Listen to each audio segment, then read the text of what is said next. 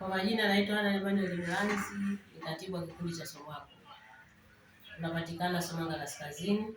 Shughuli zetu kuu za utunzaji wa mazingira kupitia ufugaji wa nyuki, kilimo cha mwani pamoja na upandaji wa mikoko.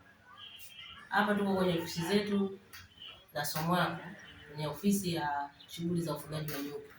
Leo tumetembelewa na katibu wa mbunge kutoka ofisi ya mbunge. Ametoa kijana wake hapa kuja kututembelea, kujua changamoto zetu na kuona shughuli zetu ambazo tunazifanya kwa kubadilishana mawazo na kuzipokea changamoto zetu ili kuzifikisha kwa mheshimiwa mbunge. Tunashukuru sana na tumefurahi kweli kweli. Ni siku ambayo tulikuwa tunaingoja aje hapa kwenye ofisi zetu aweze kukutana na sisi, aone ofisi zetu, aone shughuli zetu, aone mambo yetu yote tunayafanya. Kwa kweli tunashukuru sana na tumefurahi. Hapa tuna changamoto zetu ambazo tumetamani katibu wa mbunge aweze kuzifikisha kwa mbunge wetu.